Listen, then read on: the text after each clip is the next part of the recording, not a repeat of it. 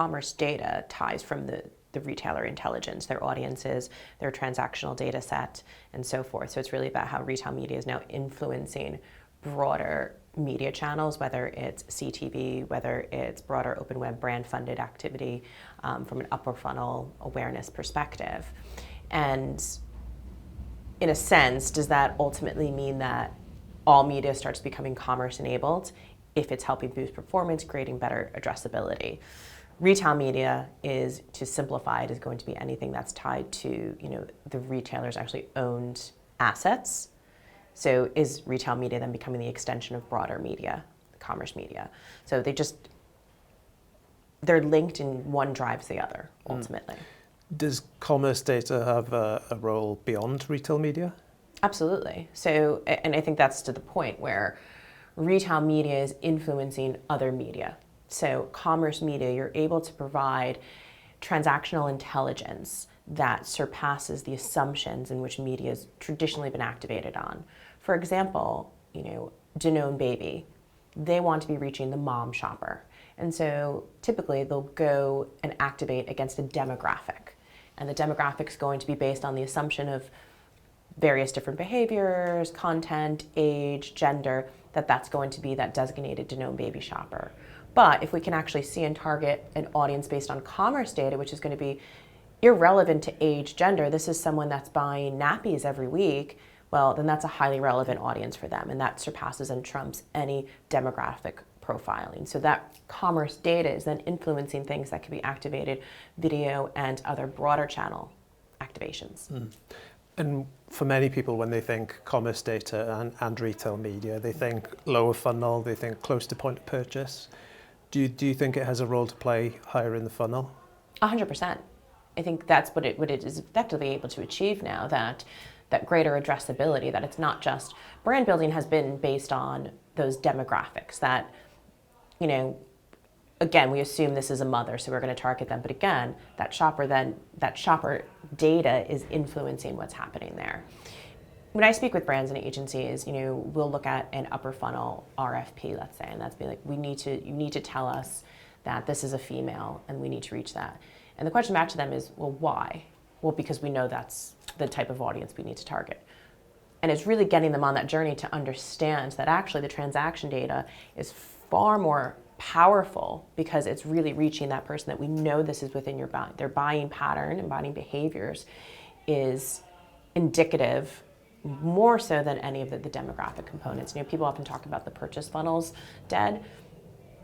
That's not necessarily true, but actually the requirement to activate solely against the demographic is starting to die because the data empowers us to move beyond that with greater intelligence. We've been seeing the emergence in 2025 of activation for non-endemics. What do you think is driving that interest and where does it go next?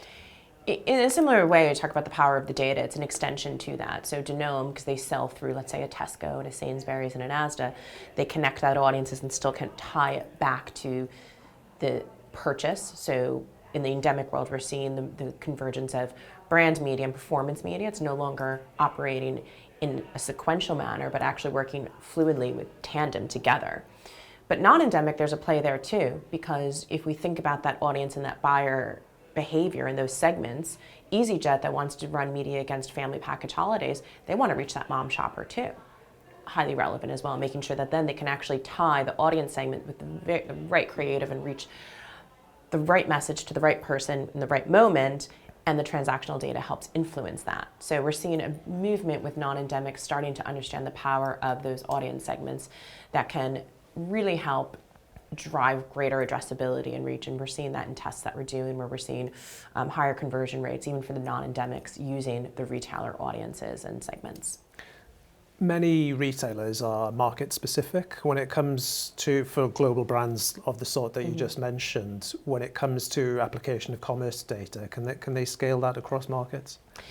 Yeah, I think that the key piece is going to be about the operational simplicity to it. And so for every large scale retailer that might want to operate as a walled garden, you have to think, are you enabling your data to be accessible through the tools and activation means that a global brand requires? If you're keeping things highly fragmented or separate, then adoption is going to slow. Once you make the capability to activate simplistic and easily accessible, well, then that's where the acceleration and scale begins to move quite quickly. And so that's going to be integral for even when we think about the cross markets, because it's not necessarily about markets in themselves, but most buying methods and tools are global in nature. So whether you're a retailer within the UK or you're a retailer in Spain, are you enabling the media agencies to buy in a manner that makes things aligned to their operational requirements for both themselves and the brands? And lastly, you know, when it comes to the conversations you're having with agencies, with a view to 2026, what's the one piece of advice that you're giving them? I think right now a lot of retailers, businesses are seeing the projections of retail media and get quite excited, reasonably so, about the revenue potential that's out there. But it's critical to take a step back to say what will enable and what will hinder us reaching those projections. And again, it goes back to the operational simplicity, making sure that things are easy to buy and streamlined, and being able to extract a measurable outcome that aligns to the advertiser's goals and KPIs is going to be the key requirement.